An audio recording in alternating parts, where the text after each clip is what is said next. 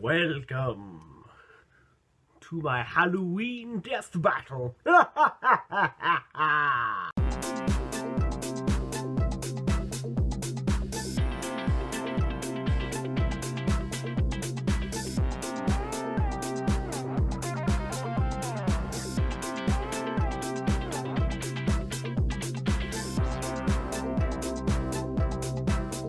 that great being for you guys? Hey, what's up guys? I'm Brian for the Unbound Series channel, and today guys, we are going to be having this is our first, I guess you could say, Halloween episode. So this is a Halloween style death battle. What we are going to be doing is we're going to be doing The Crow. Take your shot, fun boy. You got me dead bang. Versus Jason Voorhees.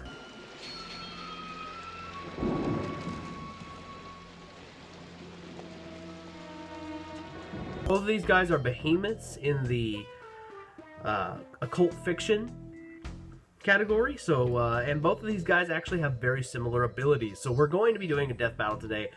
But before I get into that, I need to let you guys know that the rules will be a little different. Because these guys have very specific rules for their death, this isn't really going to be a stereotypical death battle. Basically, this will be a death battle of who can win the temporary death, essentially speaking, because both of these guys are really hard to kill. So, without further ado, let me explain the rules with the rules of each character's death. So, in The Crow, involving him, he has been resurrected by the spirit of a crow, who is basically like a messenger between the afterlife and, you know, of the living world. So basically, it's an old myth that crows would travel and take the dead to the afterlife. And occasionally they could bring them back to right wrongs. So that is how the Crow is manifested. He is a being who is brought back from the dead and given abilities by a spiritual entity. That is, it takes the form of a crow. Jason is very similarly resurrected, as he is brought back by the spirit of a demonic spirit. This demonic spirit basically allows the Voorhees, Jason Voorhees, to inhabit his corpse or any body of or corpse or of a living relative. So essentially, both of these essential entities are immortal permanently. For example, we are going to be specifically comparing Eric Draven's Crow, but all the crows have very similar powers, have very similar power sets. There's not much difference between each one.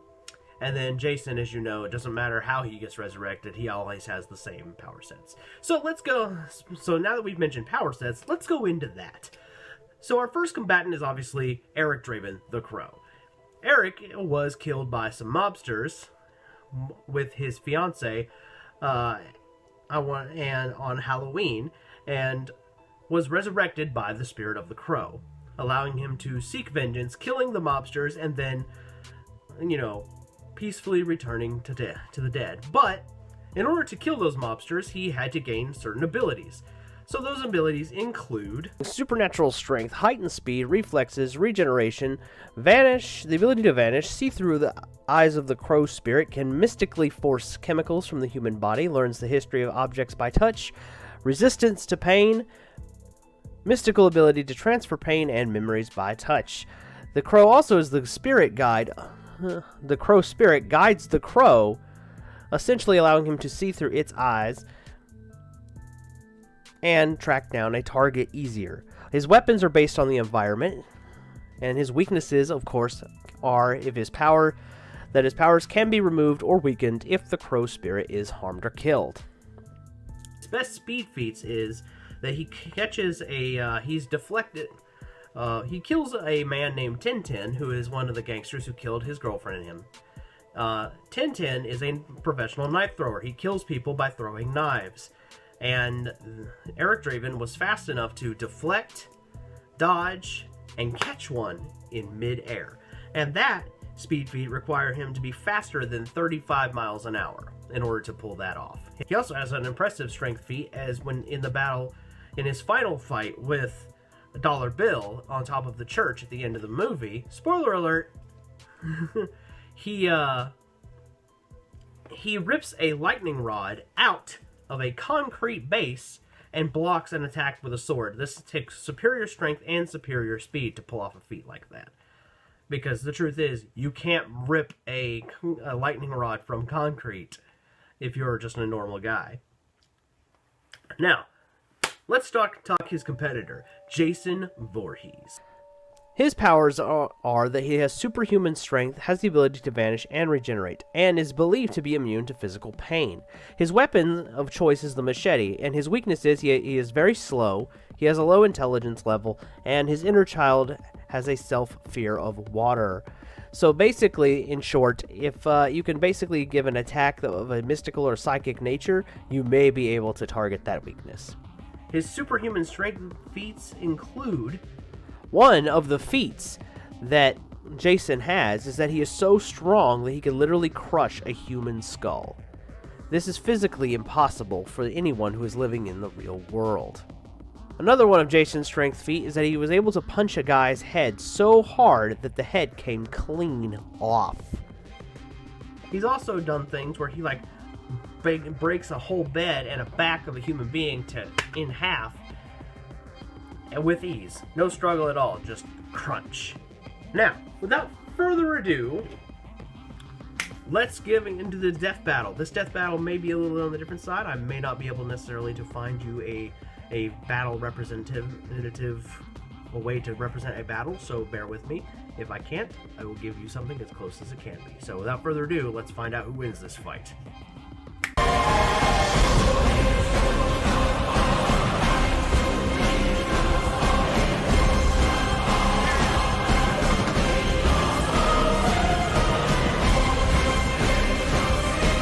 That gasoline I smell? I just want him.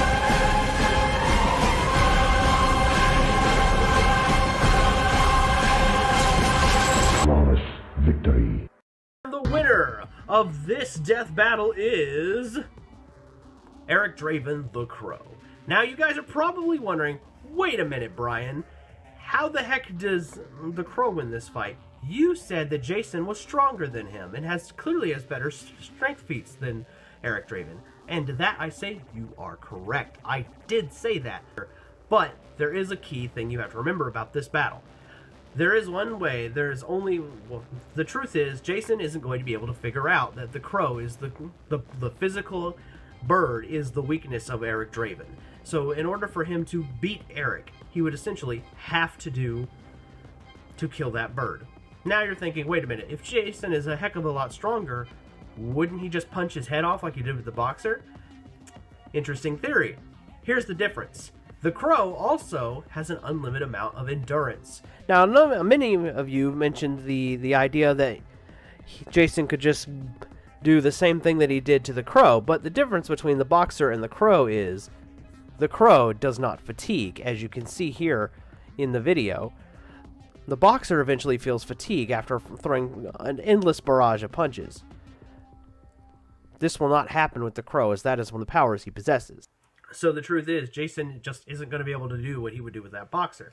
Now, on top of that, let's just assume that Eric could tire out. Eric also isn't like the boxer in another fashion, he has supernatural strength as well. You can see here in the fights with Freddy, Jason clearly can have issues with other beings of a supernatural nature, as they provide power and the ability to keep up with him on a physical level. So even though Freddy clearly is not as powerful as Jason is, at least in a physical stance, he still was able to keep up with him. The Crow could possibly do the same. So for example, if that boxer, even though he's a pro and clearly an athlete, is strong enough to punch Jason back, Eric for sure can do that. And more, being that he's physically stronger. And he's out-muscled men who can probably do more damage realistically than he could without the Crow powers. I mean, without the Crow powers, these men overpowered and killed him easily. So, with them, he turned them in, they were nothing to him. Now, the strength feat isn't what's going to give him the win. The power that is going to give Eric the win is his ability to use his memory transfer powers based on touch. The ability that will lead to the... Ultimately, the ability that leads to the end of Jason will be the ability he uses against Dollar Bill, as he has the ability to transfer pain, suffering, and bad memories to his opponent. So essentially, once the crow is touched or touches Jason's machete, he will be able to use all of the victims of that machete against Jason. In a realistic fight between the two, he'd probably get stabbed through the chest, which then he would touch the handle, absorb all the memories and pain of that object. Then he would touch Jason. Jason would then mystically, because it's a mystical power, it's not a science-based power, would feel all that pain. Even though he can't feel physical pain, he will feel this because it's a mystical attack. He will feel all the pain he's ever inflicted upon someone else. This will immobilize him. And then that would give Eric the time to pull out the machete and remove Jason's head himself. As we've seen, he does know how to wield a blade. As in the movie, he obviously knows how to block a sword. He knows how to wield one himself because he kills a dude with a katana in there. So, without further ado, ultimately, the winner is the Crow. I hope you guys enjoyed this death battle. Let me know what you guys think in the comments below. Do you think I'm wrong? Tell me why in the comments below. And ultimately, like I said at the beginning of this video, the death battle rules for this death battle are a little different. Obviously, even if you remove Jason's head, he doesn't stay dead. And the same would be done for the Crow. He is very much an entity you must kill only by harming the bird. And Jason just frankly doesn't have the intellect to think to harm that bird. The only way he would even know about it is if he got lucky and damaged it somehow. And then it's a question of whether Jason could actually comprehend that that was the key. Like I was saying, guys, let me know what you think. Let me know if there's a death battle you guys want to see in the future, and I will see you guys next time. Peace!